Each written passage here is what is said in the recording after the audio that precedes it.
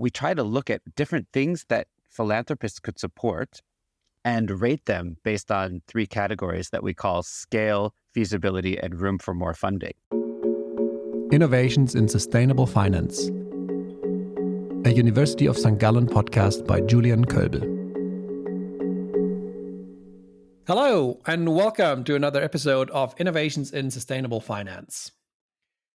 This podcast has a story behind it.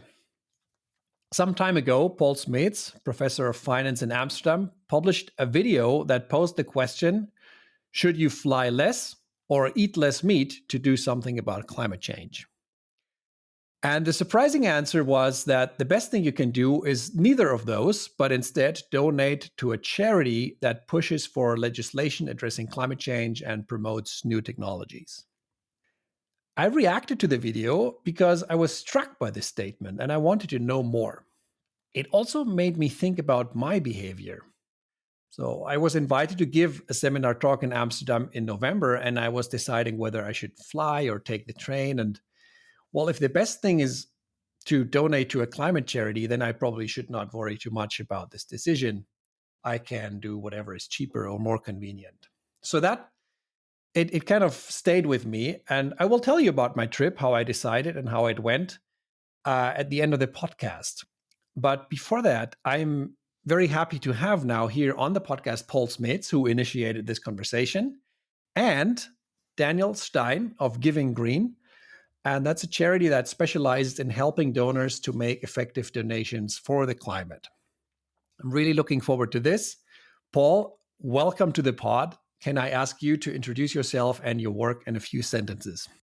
Hi, Julian. Hi, Daniel. So my name is Paul Smeets, and I'm a professor of philanthropy and sustainable finance at the University of Amsterdam. And there I lead a research team in which we investigate what drives donors, investors to use their money to benefit society. And we also identify ways how you can best spend the money to have the biggest possible positive impact. And related also to the podcast, I also regularly advise wealthy families like how they can make the most impact with their donations and with their investments. Thank you, Paul. It's great to have you here. And it's even more exciting to have a 3-way podcast today. So Daniel, welcome very much to the pod. Can I ask you also to introduce yourself and your work at Giving Green? Yes, thanks so much, Julian. So Giving Green is a research and advocacy organization dedicated to helping individuals and foundations and businesses maximize their climate impact. My background's as an economist, and I've been working for about 15 years with various donors and policymakers trying to figure out what is impactful and where they should allocate their money for the biggest bang for their buck.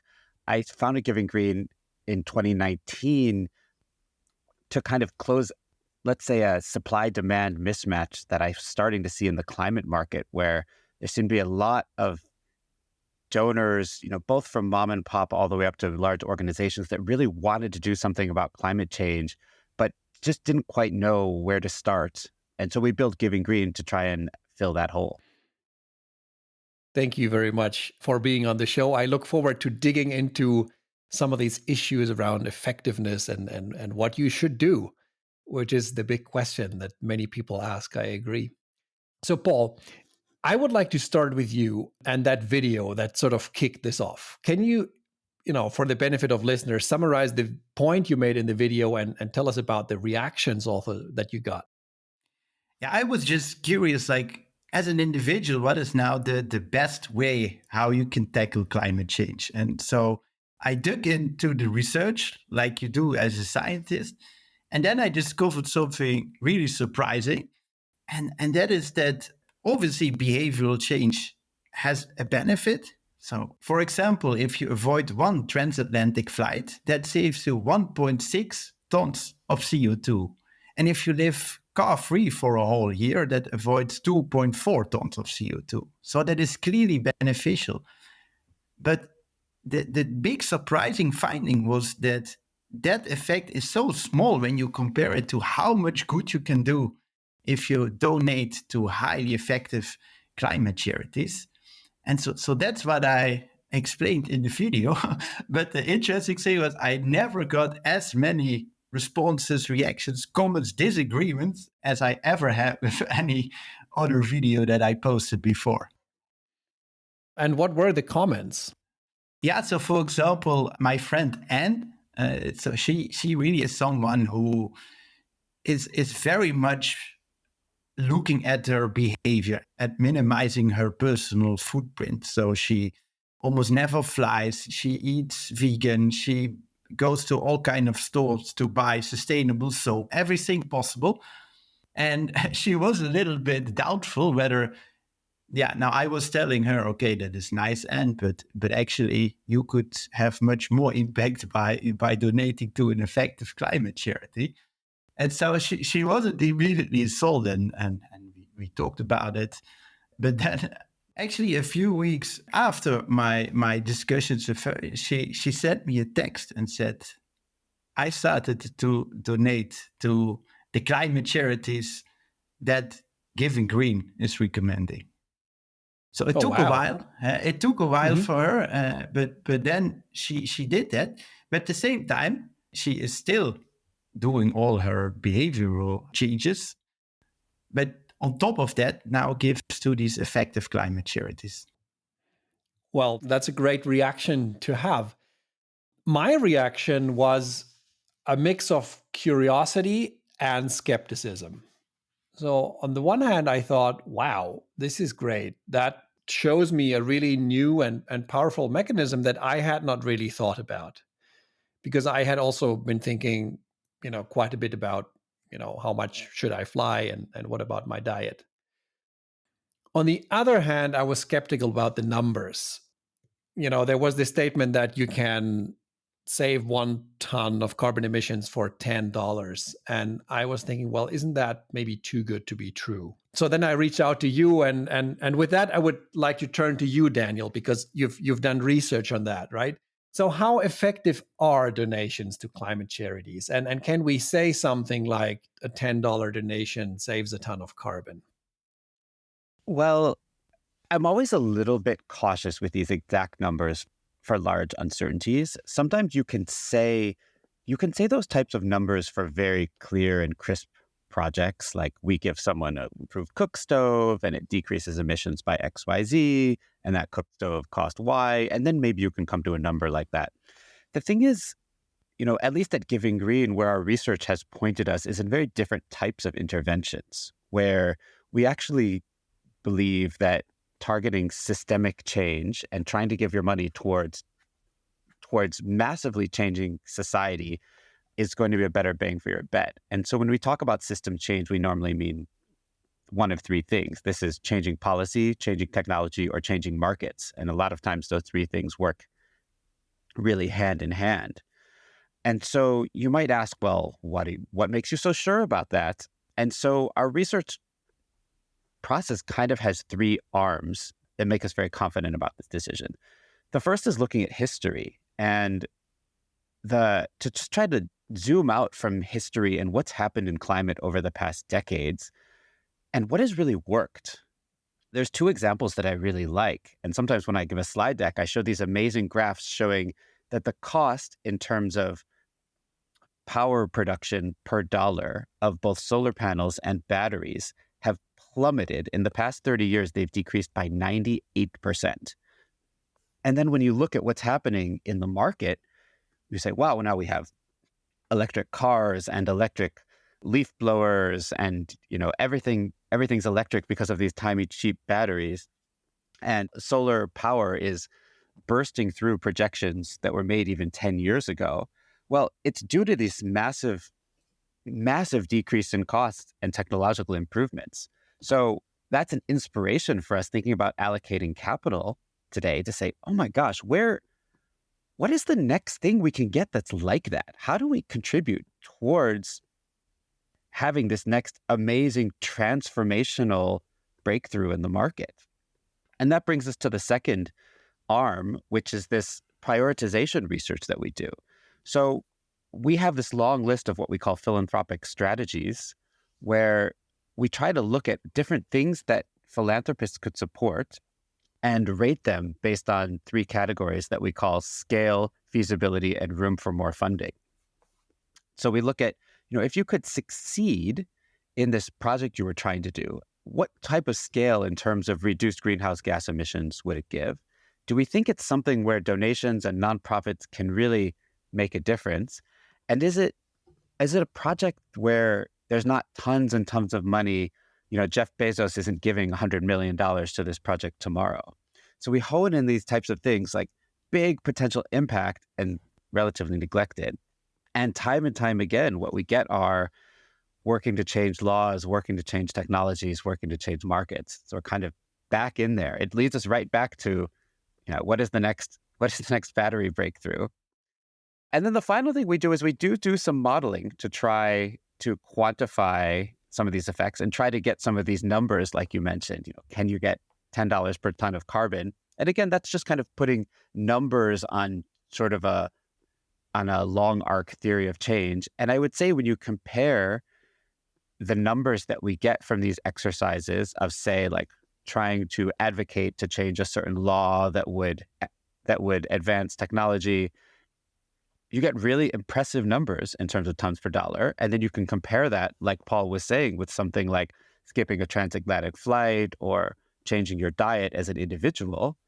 And it just kind of pops off the screen that you can have so much outsized impact by contributing to these systemic issues rather than just focusing on your own carbon footprint. Thank you, Dan.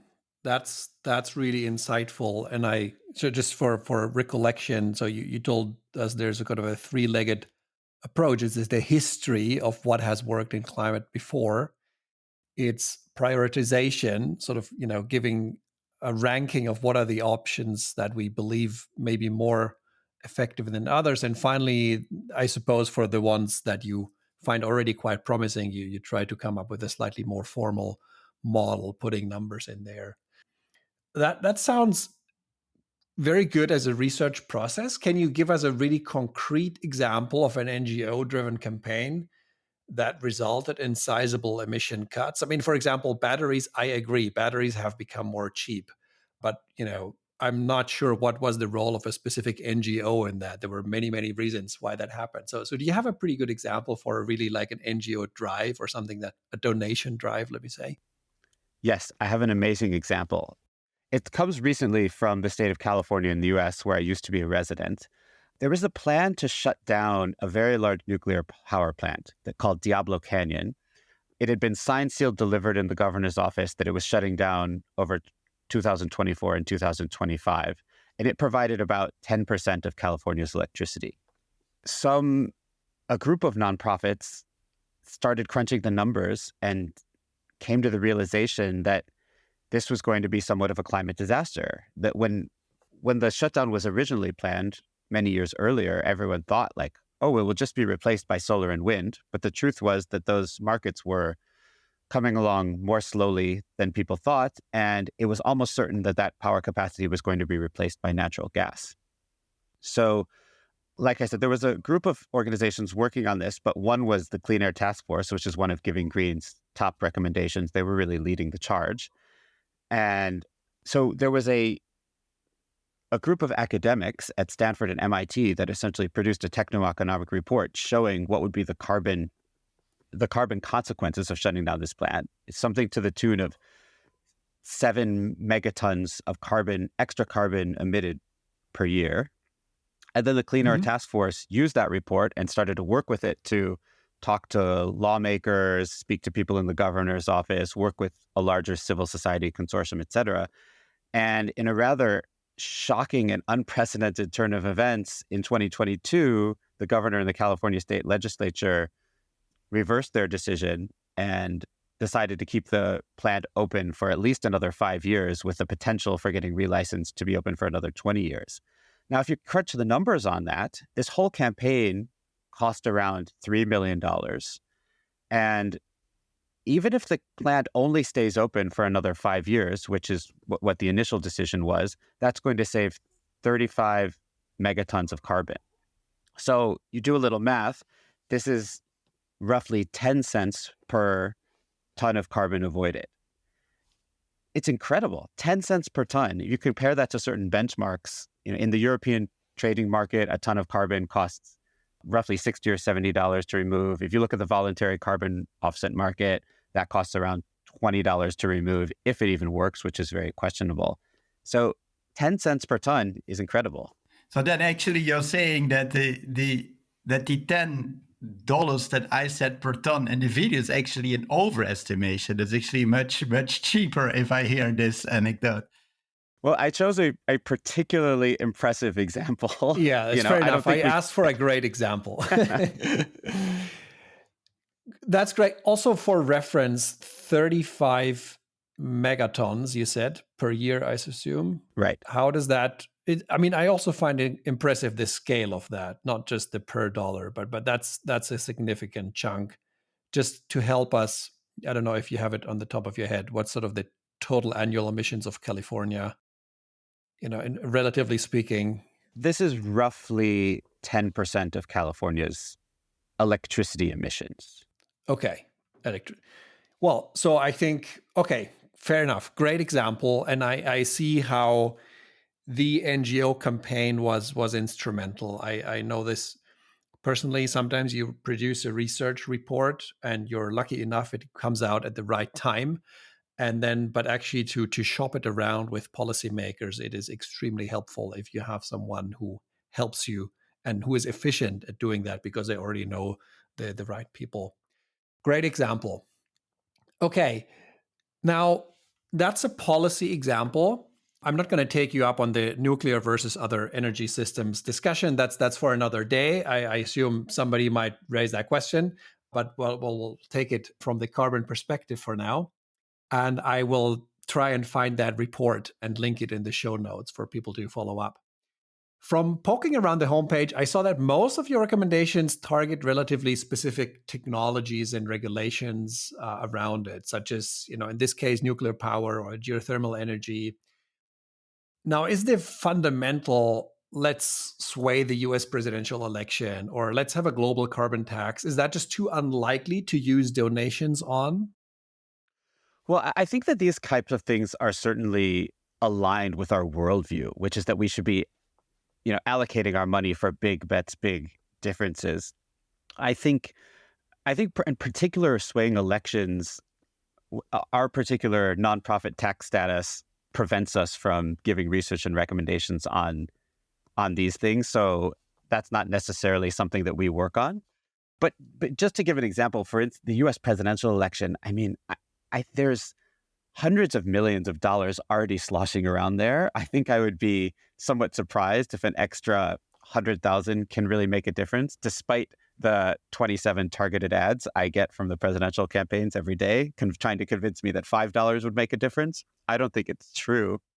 But there are some, I wouldn't be surprised. It wouldn't surprise me if in certain elections, maybe in different countries or different jurisdictions where you could have a really big impact. That's just not something we work on. For something like the global carbon tax, this comes into our assessment of feasibility. How is a global carbon tax ever going to get implemented? You could fund some nonprofit trying to change hearts and minds about a global carbon tax, but we like to fund things where we actually see a feasible route to success. In fact, even within the US, we decided when we looked at the policy landscape that we didn't think a carbon tax we didn't think that there was a feasible path forward for a carbon tax. And so we decided not to recommend some organizations specifically working on that, even if in theory it seems like a great idea. Yeah, exactly. It seems a great idea in theory. So I always like to point out that Bob Solow in 1973, he as much stated in an essay that he thinks climate change is a boring problem because he knows the solution, which is a Pigouvian tax. And economists should move on and do more useful things. And here we are, of course, 60 years later, and we still don't have it. So there is an issue there. I also want to point out that we're recording that before the November 5th election. So in case you're listening to afterwards, we don't know yet. Dan, next, a question about governance. And as an economist, I know you will sort of see where I'm coming from. So Giving Green offers the Giving Green Fund, where I can delegate the hard work of vetting charities, and then Giving Green passes the money on to the most effective charities. What about the governance of this thing? Do you take a cut of these donations? In other words, do you have an incentive to claim that climate policy donations are super effective? Yeah, we don't take a cut. Our Giving Green Fund is pure pass-through, just meant to be a very easy option for donors to give money and very quickly get it sent out to organizations that are making a difference. We have a full-time active research team that's always looking for the best climate opportunities, and we always have tons of organizations out there doing great work that we know need more money. So by giving to the Giving Green Fund, within under 6 months, we'll always make sure that money is deployed to organizations doing the work on the ground. And we don't take a cut of it. We are fortunately funded separately by both foundations and individuals who find our research interesting and inspirational and see the value of what we do and decide to contribute separately to our operations. Okay, I think that's good to know. So there's no obvious conflict there. And I think that's really good. That's a good setup. So I'm glad you found people who would, fund this separately, because then I find it much easier to take your research, trust that it's independent, and it does save me a lot of time. So I appreciate that a lot. Great. I'm glad we can be helpful, Julian. Yeah.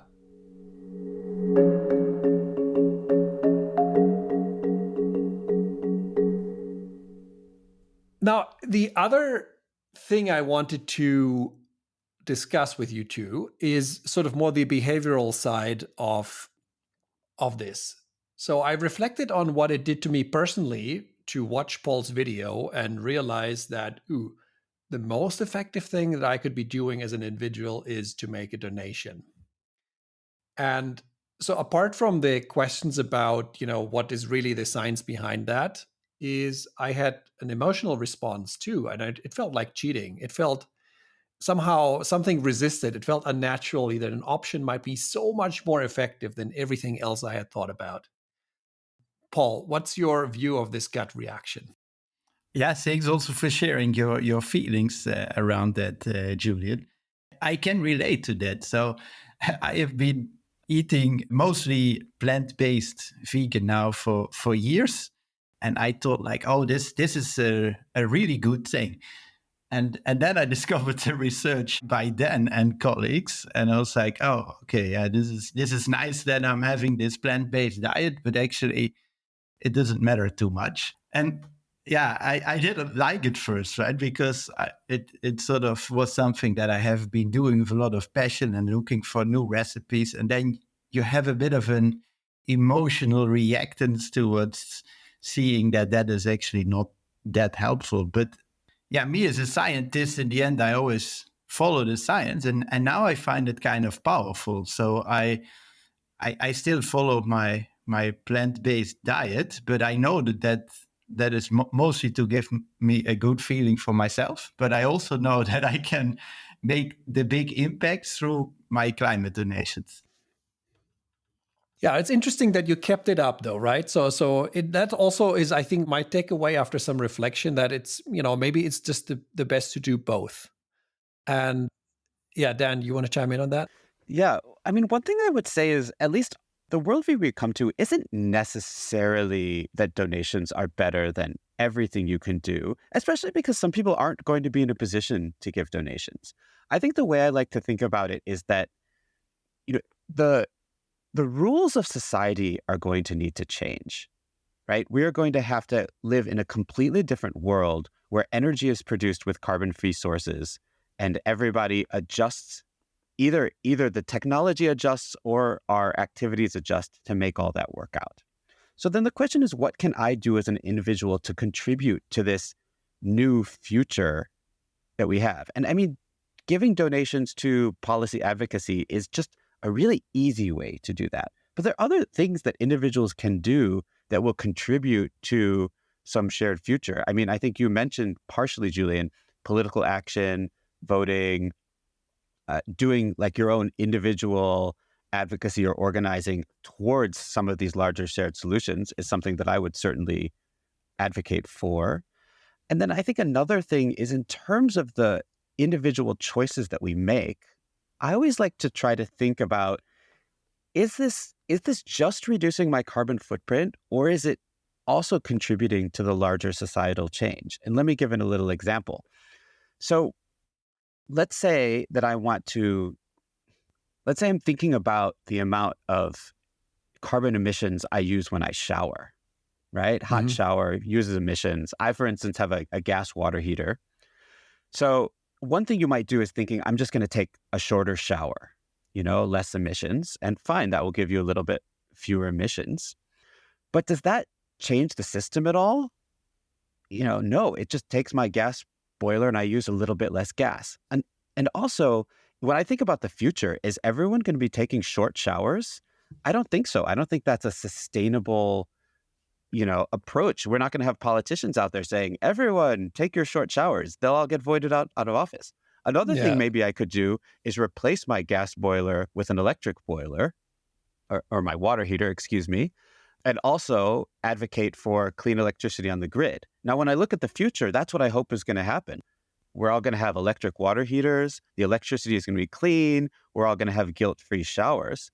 So as an individual, I can try and work towards that future by being an early customer of an electric water heater. Maybe that's a little more expensive now, but I'm creating demand for these new products that we think should be what everyone uses in the future. And I think that is the more useful approach. Yeah, thank you. I agree that that's an important element, right? So what is your effect on others? And it's sometimes important that just somebody takes a stand. For example, I think eating is very clear on that. My sister became a vegetarian a while ago, like a long time ago, actually. And it just kind of upended the family diet schedule over Christmas, because then we all had to think, what else could we eat? And we found other ways. And that was actually interesting and enriching. Yeah, and I think another aspect here where you really, as an individual, and particularly also the listeners of the podcast, can think about is what you do with your career. Right? So the listeners to the podcast are really intelligent people. So they have something to bring to the world, and either you use your talent to do something that doesn't contribute very much, or you really make a big impact with all the hours that you have to spend in your career. Yeah, very good point as well.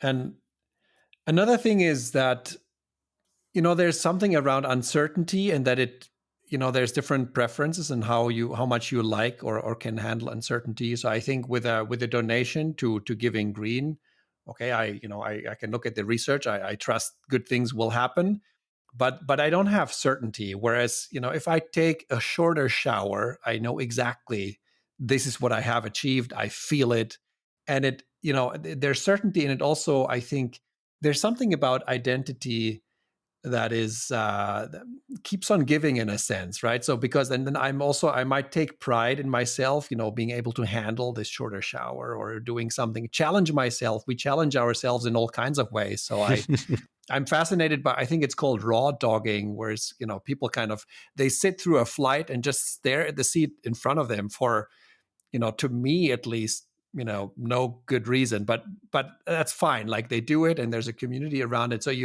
So that the resource is somehow unlimited, right? We can challenge ourselves to do all kinds of things. So why not also use it for some social good if it's fun? But I think one other point to think about as a pushback, I think that makes sense, Julian. I'm not pushing back against that. But when people think about their own carbon footprints, the other thing that I like to point out is that it's really an approach that lacks ambition, right? Even if I do everything in my power to bring my own carbon footprint down to zero, it's still a drop in the bucket.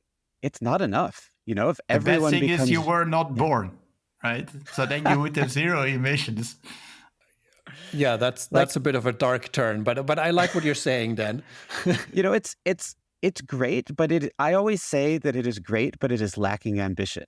Like if if we want to really do something, if you want to use your own efforts to really do something big for climate change, you have to go beyond yourself because your carbon footprint is not enough. Yeah, it's true. You limit yourself to the 10 tons per year that, as a US citizen or a European, you roughly consume every year. And you could be doing so much more. I think Exactly. that's actually the point I liked most about, thinking about that, despite being really ambitious in your personal life and behavior, adding the donation option just allows you to achieve so much more. And I think that's really the point that blew my mind, and why I really consider it as an important aspect just to look at as well. Yeah. So, okay, let's, I think we're slightly on the same page here, on a similar page at least. And thank you for sharing all that. Dan, if I can ask you to think big, what would large scale climate policy donations realistically achieve until 2030? And also, where do you think the limits might lie? Yeah. I mean, if I start to really dream big, I'm looking for that next breakthrough, like the next batteries and the next solar panels. And what do we think that could be? Well, there's a few things that we support in our suite of organizations that, is it going to happen by 2030? I don't know, but where I'm really excited about potentially the next breakthrough coming from. I think one is geothermal energy.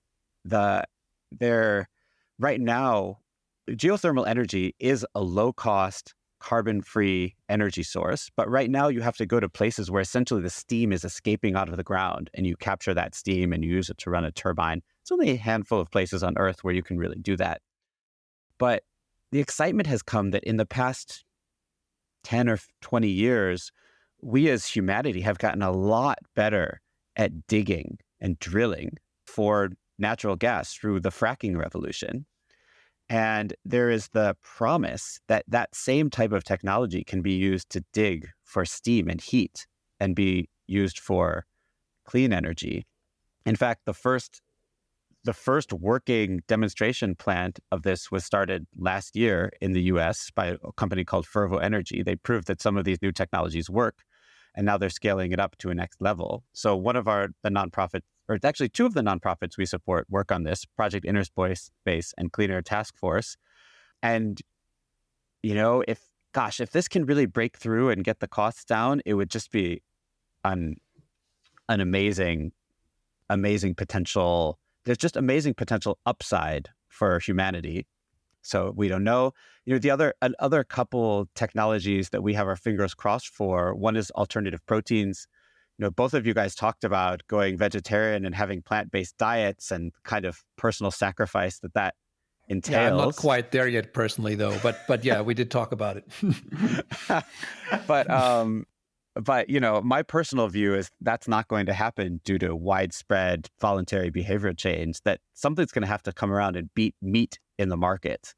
And we've seen some nice progression on that in the past decade with, say, the Impossible Burger, the Beyond Burger. But, it's not quite there yet. It's really quite far from being there. But we support an organization called the Good Food Institute that's really working to find these next breakthroughs and bring new products to commercialization. And yeah, I'm hoping I don't think these new products will have knocked meat out of the ring by 2030, but I sure hope there's going to be some advancements with some good new products. Yeah, and there have been exciting things coming out. So at Maastricht University, where I was before I went to Amsterdam, you have Mosa meat. And already in 2013, they grew the first lab-grown hamburger. That was still priced at $250,000 per hamburger. But now it's worth every bite. Sounds delicious. Yeah, Leonardo DiCaprio and others invested in the firm, and they are expected to be able to sell next year, but not in Europe because there it's still prohibited. So they are going to sell in Singapore and the US. So here you also see there's still some legislation in Europe that needs to be changed, and it's good that the Good Food Institute is working on that. It's wild, Paul. In Europe, you have the lefties, the Greens, want to ban cultivated meat and alternative meat for reasons I'm not entirely sure. In the US, you have the far right wants to ban cultivated meat, alternative meat. You've seen Ron DeSantis ban it in Florida. So you have some strange bedfellows agreeing on banning these new technologies. Strange indeed. I completely agree. This is infuriating. I think it's because when it comes to food, it kind of cuts close to the heart, and so. But I think these regulations should fall. We should all be free to try this new type of meat unless the Food and Drug Administration tells us it's dangerous, which I don't think they've done. So fantastic, Dan. What I also love is the irony that the fracking industry, if this works out, might end up being a big push for renewable energy if the same technologies can be used for geothermal energy. Just for reference, how deep do you have to go to get to sort of a reasonable level of heat?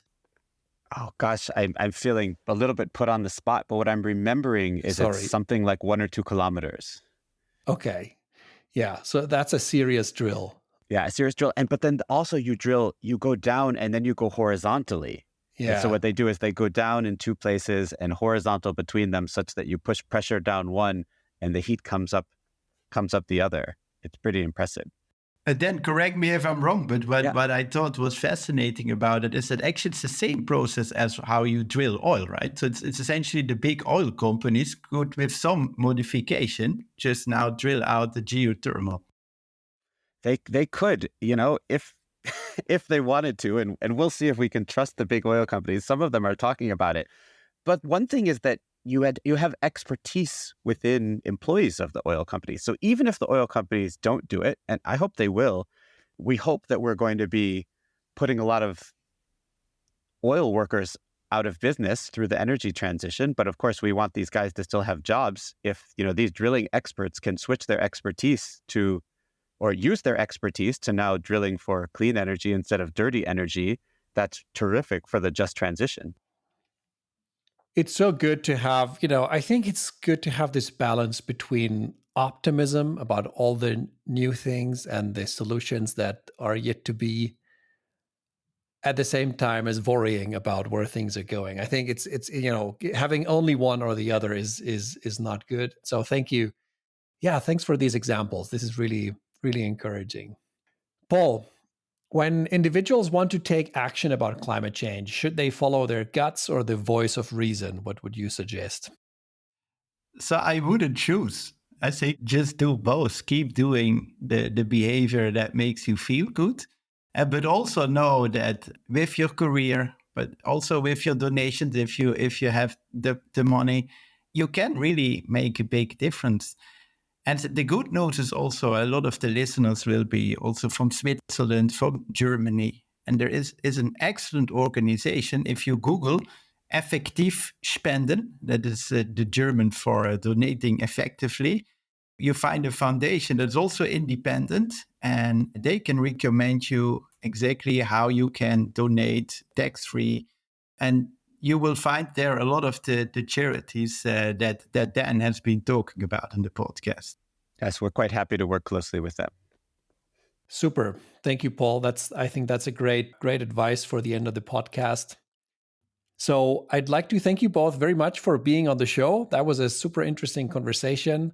I'll put as much as possible the things we talked about with links into the show notes. So to save you the trouble of Googling, you can just go to the show notes and follow up on effektiv spenden, the burger from Maastricht, and the report from Stanford and MIT about California nuclear energy. And of course, the homepage of Giving Green and all the good work Dan is doing there. And Paul, your homepage will be there too with the great work you're doing. So thank you both very much for being on the podcast. This has been very interesting. Thanks so much, Julian. Happy to be here. Thank you, Julian. As a bonus, and as promised, I want to tell you about my trip to Amsterdam and how it all went. After seeing Paul's video, I was of course determined to carefully consider my options. So I looked into connections and I realized that, of course, I could take the airplane. that would be at a cost of 214 Swiss francs, and the emissions would be 160 kilograms for a return flight. I realized there's also a very good night train connection, meaning I would go to sleep in Zurich, wake up in Amsterdam. And of course, the carbon emissions for that are much lower. It's 25 kilograms. But beautifully, also the price was lower. I could travel for 137 Swiss francs, even in a nice luxury cabin. So in that case, of course, the choice was obvious because I didn't even have to pay for carbon savings. In fact, it was the other way around. By using the cheaper option, I also traveled less CO2 intensive. So I booked my ticket and I was very happy with that. But then things went different as expected. Unfortunately, I received an email saying sort of 2 days before the train would leave that they had to change the cars of the train and that I was not going to be able to lie down, but would have to sit through the night. And while I normally find traveling on a night train actually quite comfortable, I was not going to do that because I had to give a seminar the next day, so I wanted to sleep properly. So unfortunately, for unforeseen reasons, I ended up still taking the airplane, and at that point at a much higher price, of course. So that was really annoying, and it left me frustrated. I think night trains are a great way to travel around Europe. I think we should have more of them, but of course they need to work. So that's something that needs to be taken care of. Well, then I did take the airplane, and I had still, Paul's video in mind and also the conversation we've had here. So I took it as an opportunity to think a little bit bigger about, what can I do? And I found inspiration in a blog post by Tom Gosling, who has really been on a mission to think about his carbon footprint and has many interesting stories to tell. But one that was really relevant in this context is that he came up sort of with a self-taxation scheme. So, and that solves an important problem. So if you think about these offsets, or also in that case about effective donations, the problem is that when the price per ton sort of gets low, then it just becomes very easy to not change your behavior and, spend a little money compensating whatever you do. And as Dan pointed out, that is an approach that really lacks ambition because you sort of limit yourself to just your personal emissions, but you could do so much more. But then the question is, how much more should you do, right? How much should you donate? And one interesting way to come up with a first estimate of a reasonable budget is to say, well, let's assume a social cost of carbon of 200 Swiss francs per ton. And then you think about your emissions throughout the year. You count especially the flights, of course. They are a very important component. And then you come up with a budget. So on average, this will come out to, if you emit 10 tons per year, that will become a budget of 2,000 Swiss francs. And then you can think about whether that's an amount you want to spend, you can spend, if it should be more or less. But then the advantage is that you keep having an incentive to, for example, in this case, at least try and take the train if there's a good option. And so you keep the behavioral incentive, but also you sort of make use of the opportunities to have impact that you can have via donations. So this is the way I think about it now. Unfortunate situation with the train. I wish they will get better. But in the meantime, it's great to have donations as another option to think about. And I hope you'll consider some of that as well. Thank you for listening and have a great day. Innovations in Sustainable Finance, a University of St. Gallen podcast by Julian Kölbel.